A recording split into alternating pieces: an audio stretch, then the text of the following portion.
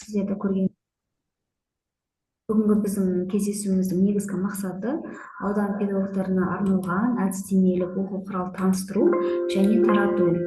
Бұл аталған әдістемелік құралдар мұғалімдердің күнделікті тәжірибесінде кездесетін өзекті мәселелерді шешуге және сабақ жоспарлауға, сонымен қатар ұйымдастыруды жүйелеуге бағытталған.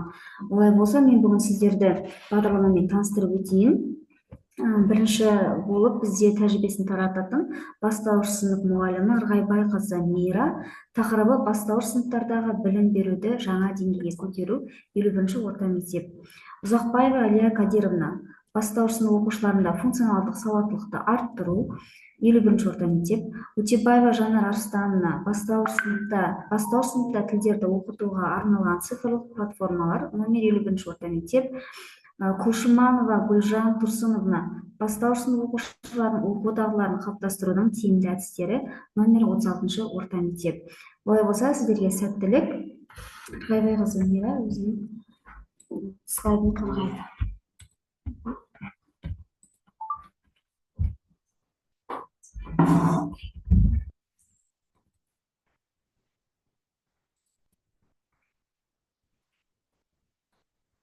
Сәлеметсіздер ме, әріптестер? Қайырлы күн.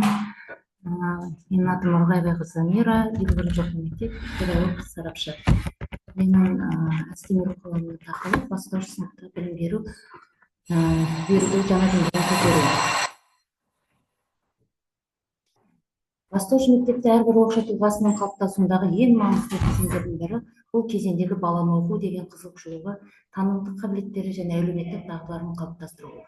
Осы кезеңде білім беру сапасының оқушының болашақ жетістіктері, сондай-ақ жалпы өмірдегі табылатын негізі болып табылатын. Сондықтан бастауыш білім беру ерекшеліктерінің назарын аудару қажет. Зерттеудің өзектілікті 21-ші ғасырдың талаптары: функционалдық сауаттылық, сыни ойлау мен шығармашылық, цифрлық ортадағы бейімділік. Функционалдық сауаттылық оқушылардың алған білімдерін өмірде қолдана білу қабілетін дамыту, сыни ойлау мен шығармашылық мәселелерін талдап шешіп қабылдау және жаңа идеялау ұсыну дағдыларын қалыптастыру. Цифрлық ортадағы бейімделуі, заманауи технологияны тиімді пайдалану. 21-ші ғасырдың білім алушылардың жаңа талаптарын қояды. Олар тек білімді меңгеріп қана қоймай, өмірдегі қолдануды біліп, сыни тұрғыда ойлану, шығармашылық жұмыс істеуді және цифрлық ортаға бейімдеу.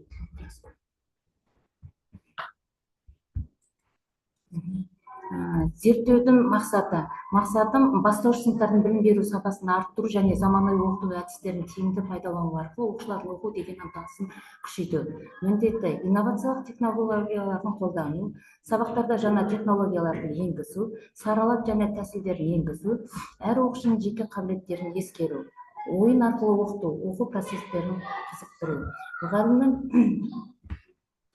кәсіби дамуы, біліктіліктерін әрдайым арттырып отыру.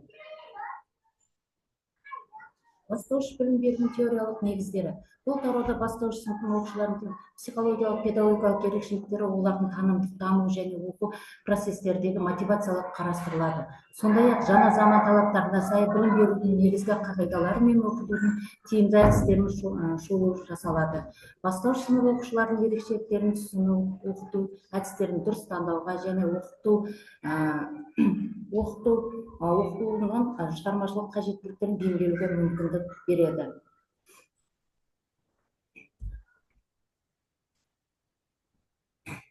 Оқушылар осы бастауыш сыныптардағы жаңа заманауи талаптары: көрнектілікті бейімделу ойлау, көрнекті мотивациялық мадақтау тәуелділігі, қарым-қатынас дағдылары. Көрнекті бейімделу ойлау бастауыш сыныптар оқушылары ақпаратты көрнекті материалдар арқылы жақсы қабылдайды. Мотивацияны мадақтау тәуелділігі, мадақтау мен ынталандыруды оларға оқуға деген қызығушылығын арттырады. Қарым-қатынас дағдылары құрдастармен және мұғалімдермен қарым-қатынас жасау арқылы әлеуметтік дағдыларын қалыптастыру. Мына жерде жаңа заман талаптарында сыни ойлау, коммуникация, шығармашылық, ынтымақтастықты үлкен дағдыларға қалыптастыру. Оқытудың әдістерін жетілдіру жолдары. Бұл тарауда бастауыш сыныптардың оқыту әдістерін жетілдіру негізгі бағыттары қарастырылған. Инновациялық технологияларын саралап оқыту тәсілдерін, ойын арқылы әдістерін қолдану арқылы процестерін қалыптастыруын сипатталады. Мұғалімдерге осы әдістерді өз сабақтарында әрдайым қолдану арналған практикалық кеңестер мен мысалдар қойылған. Инновациялық технологияны саралап оқыту және ойын арқылы оқыту. Инновациялық технологиялар, ақпараттық коммуникациялық технологиялар, интерактивтік әдістер және ойлау ресурстары пайдалану оқушылардың танымдық қызығушылығын арттырады және оқу процестерін заманауи талаптарға сай етеді. Саралап оқыту. Тапсырмаларды деңгей беру арқылы әр оқушының жеке мүмкіндігін ескеруге болады. Бұл әдіс әрбір оқушының табысқа жетуіне ықпал етеді және олардың өзіндік дамуын жағдай жасайды. Ойын арқылы оқыту. Ойын элементтерін сабаққа енгізу оқушылардың танымдық қызығушылығын арттырып, белсенділігін күшейтеді. Ойын арқылы материалды меңгеруге және есте сақтауға болады. Заманауи функционалдық тәсілдері және заманауи цифрлық тәсілдері және функционалдық сауаттылығы. Қолданылатын платформалар. Оқу процестерінде келесі цифрлық платформалар тиімді қолдануға болады. Білім-онлайн, Қазақстанның білім беру платформасы, Kahoot ойын түрінде тесттер мен викториналар өткізу мүмкіндік береді. LearnLabs интерактивті жаттығулар жасауға арналған. Ұстаз тілегі мұғалімдерге арналған әдістемелік материалдар мен ресурстар. Функционалдық сауаттылық. Функционалдық сауаттылық бұл оқушылардың мектепте алған білімдерін күнделікті өмірде әртүрлі жағдаяттарда қолдана білу қабілеті, оны дамыту үшін. Практикалық тапсырмалар. Өмірмен байланысты тапсырмалар беру. Өмірлік жағдаяттарды шешу, проблемалық жағдаяттарды талдау және шешім табу. Практикалық ұсыныстар және күтілетін нәтиже. Ата-анамен бірлескен жұмыс, ашық сабақтар өткізу, бірлескен жобалар ұйымдастыру, ата-аналармен тұрақты кері байланыс орнату. Күтілетін нәтиже. Білім сапасын артты, оқушы белсенділігін жоғарылау, мұғалімнің кәсіби деңгейінің өсуі. Қорытындылай келгенде, бұл әдістемелік құрал тәжірибеге бағытталған заманауи талаптарға сай және мұғалімдерге арналған тиімді көмекші болып табылады. Ол бастауыш білім беру және деңгейін көтеруге ықпал етеді. Назарларыңызға рахмет.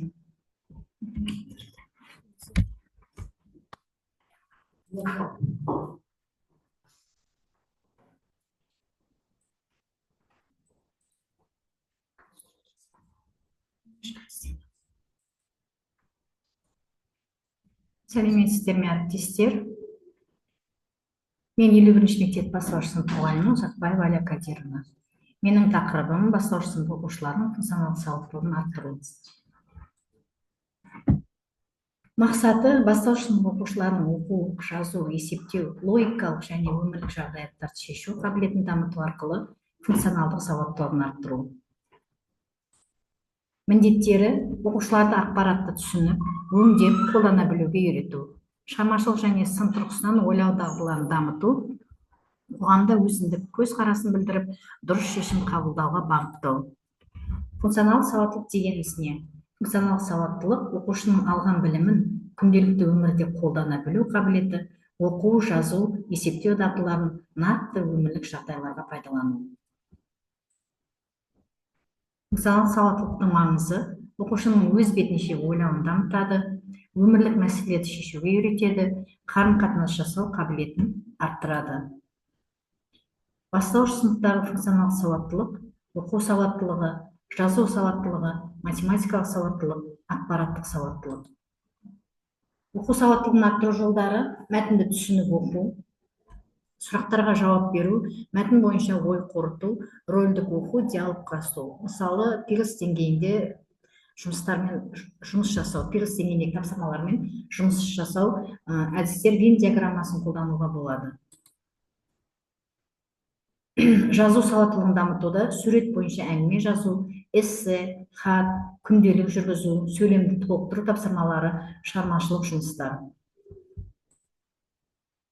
Математикалық сауаттылық өмірмен байланысты есептер, сауда, уақыт, өлшем бірліктері, логикалық тапсырмалар, практикалық есептер. Ақпараттық сауаттылық инфографика, оқу, диаграмма талдау, кестемен жұмыс. Қорытындылай келе, бастауыш сыныпта функционалдық сауаттылықты қалыптастыру оқушының болашақтағы білім алуына және өмірлік дағдыларды меңгеруіне берік негіз қалайды. Функционалдық сауатты оқушы алған білімін күнделікті өмірде тиімді қолдана алады, өз ойын еркін жеткізеді, ақпаратты талдайды және дұрыс шешім қабылдай біледі.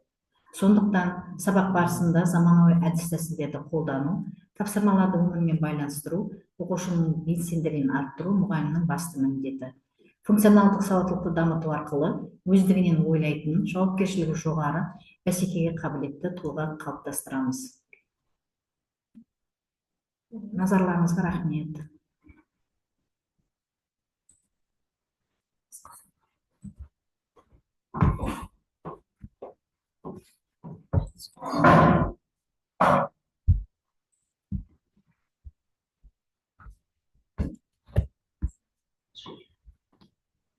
Сәлеметсіздер ме, құрметті әріптестер.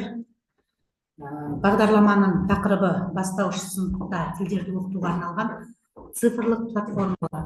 Утебаева Жанар Арыстанқызы, бастауыш сынып мұғалімі, педагог, сарапшы, 51-ші орта мектеп. Бағдарламаның мақсаты білім алушылардың сөйлеу, ойлау және тілдік дағдыларын дамытуға көмектесу, цифрлық құралдарды, ойын әдістерін сабаққа енгізудің тиімді жолдарын ұсыну, білім алушылардың қызығушылығын арттыра отырып, оларды белсенді оқу процесіне тарту.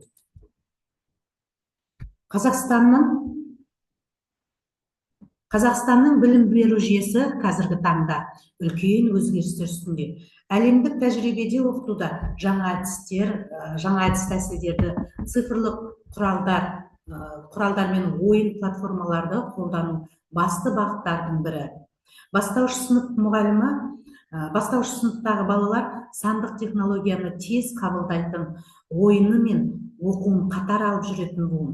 Сондықтан тілдерді үйретуде ойын технологияларын, визуалды құралдарды және заманауи платформаларды пайдалану уақыттың талабы. Бұл құрал осы қажеттілікті қамтамасыз етуге арналған. Бағдарлама міндеттері мұғалімдерге сабақта қолдануға болатын тиімді әдістерді, тапсырмалар мен ойын түрлерін ұсыну. Оқушылардың тілдік қабілетін дамытуға бағытталған қарапайым әрі қызықты жаттығулар жүйесін құру. Интерактивті тақта, мобильді қосымшалар, онлайн платформалар, бастауыш деңгейге бейімдеп қолдану жолдарын көрсету, мұғалімдердің кәсіби дамуына ықпал ету, тәжірибе алмасуына мүмкіндік беру. Бағдарламаның жаңашылдылығы, оқу құралдардың ерекшелігі, дәстүрлі оқыту әдістері мен заманауи цифрлық технологияларды үйлестіруінде. Әр бөлімде балаларға қолайлы тапсырмалар, қадамдық нұсқаулар, ойынды оқумен байланыстыратын жаттығулар ұсынылған. Сондай-ақ бастауыш сынып оқушыларының жас ерекшелігіне сай мазмұн, жеңілдетіліп, көрнекіліктер мен визуалды материалдарды көбірек қолдану жолдары қарастырылған. Атап айтқанда, мысалға, біздер қазір кеңінен пайдаланып жатырған ChatGPT өте балаға ыңғайлы, оны тек қана бала емес, үлкен ересек адамдар да, әсіресе мұғалімдер кеңінен пайдаланып жатыр десек те болады. Фобис құралдары бұл оқытушы мен тыңдаушыға топтық жұмысына көмектесуге арналған сандық құралдар жиынтығы. Копилот жасанды интеллект сабақ жоспарының викторина сұрақтарын ұйымдастырып, жұмыс парақшаларын жасауға ыңғайлы құрал. Джедайдың мүмкіндіктері мен айырмашылығы өте көп. Функцияларында атап өтсек, миға шабуыл, психикалық карта, стратегияны визуализациялау. Сумбало сервисінде цифрлық қоржын жасау арқылы қажетті ресурсқа бірден өте аласыздар. Бұл бағдарламадан күтілетін нәтижелер: мұғалімдердің әдістемелік қоржыны жаңа тәсілдермен толықтырылады, Сабақ барысында онлайн құралдарды қолдану дағдысы қалыптасады, оқушылардың сөздік қоры кеңейіп, сөйлей білу қабілеті дамиды. Балалардың қызығушылығы артып, оқуға ынтасы күшейеді. Білім беру сапасы жаңа деңгейге көтеріледі. Ғылыми негіздеме.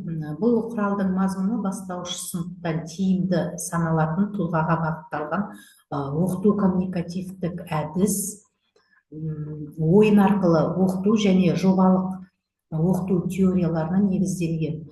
Баланың сабақтағы белсенділігін артатын әдістер таңдалып, когнитивтік жүктемені азайтып, тәсілдер ұсынылған. Цифрлық құралдарды тиімді қолдану арқылы оқушылардың тілге деген қызығушылығы артып, алған білімдерін күнделікті өмірде қолдануына мүмкіндік береді. Қорыта келгенде, бастауыш сыныпта тілдерді оқытуда цифрлық платформаларды пайдалану заманауи білім берудің ең өзекті бағыттарының бірі. Балалар ерте жастан түрлі технологиялармен танысып, оларды күнделікті өмірде қолдана бастайды. Сондықтан оқу тәрбие процесіне осы үдерістермен ұштастыру мұғалімнің басты міндеті болып саналады. Назарларыңызға рахмет.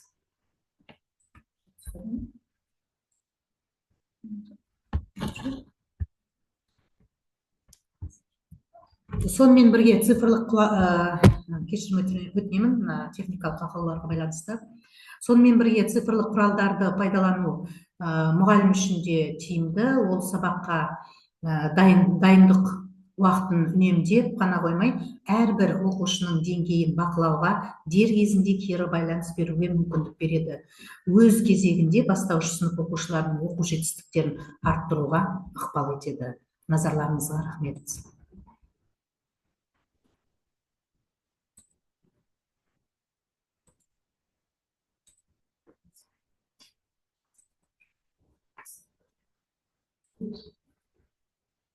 Жаңа сен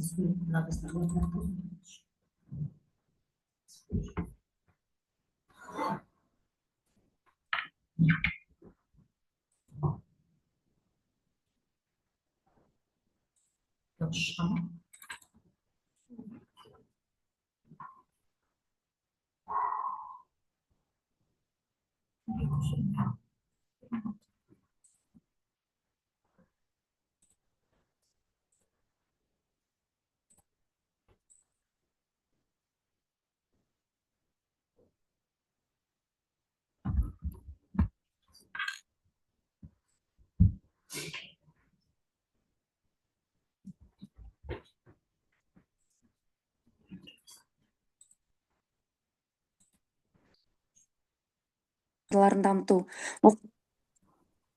Оқушылардың сөздік қорын молайту үшін тіл дамыту жаттығуларын жүргізу және де ата-аналармен ынтымақтастықта оқуға қызығушылық арттыру, оқушылардың оқу жетістігін бағалау үшін қалыптастырушы және жиынтық бағалау түрлерін қолдану. Енді бұл жерде оқу дағдыларын дамытудың негізгі қағидалары белсенді қатысу және де оқушылардың оқу процесіне белсенді қатысуын ынталандыру, жекелендіру, әр оқушының жеке қабілеттері мен қажеттіліктерін ескеру, қызығушылық, оқуға деген қызығушылықты ояту және оны қолдау, және де кері байланыс, бұл жерде тұрақты және конструктивті кері байланыс беру арқылы дамуды қамтамасыз ету. Тыңдау және сөйлеу дағдыларын қалыптастыру әдістері, рөлдік ойындар, диалогтарды және әңгімелерді сахналау арқылы сөйлеуді дамыту, әңгімелесу, белгілі бір тақырыптарда пікір алмасу және ой бөлісу, және бұл жерде сұрақ-жауап ойыны, оқушылардың сұрақ қою және оған жауап беру қабілеттерін дамыту. Оқу және түсіну дағдыларын жетілдіру, бұл жерде дыбыстап оқу, оқу жылдамдығын дұрыс айтылуын және түсінуін арттыру, мәтінмен жұмыс, бұл жерде негізгі идеяны анықтау, жоспар құру, сұрақтарға жауап беру және оқылғанды талдау, бұл жерде мәтін мазмұны бойынша талқылаулар немесе пікір алмасулар ұйымдастыру, суреттермен жұмыс, суреттерді пайдалану арқылы түсінуді тереңдету, оқу және түсіну дағдыларын жетілдіру. Келесі.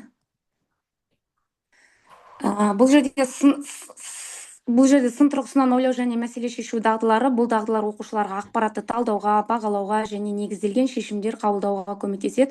Мыйга шабуул белгилүү бир маселе боюнча ар түрдүү идеяларды жыйнактау және жобалык жумуштар нақты маселелерди шешүүгө багытталган зерттөө жумуштарын уюмдастыруу және логикалык оюндар сын тургусунан ойлооду дамытатын баш катыргычтар менен оюндар. Бул жерде енді менің қорытынды және келешекке бағдар арқылы бул жерде баштауыш сынып окуучуларынын окуу дағдыларын калыптастыруу бул үздүксүз және кешенди процесс. Тиімді әдістерді қолдану және ерекшеліктерді ескеру және ата-аналармен тығыз байланыста болуу окуучулардын толыққанды дамуына кепілдік беру. Назарларыңызга рахмет.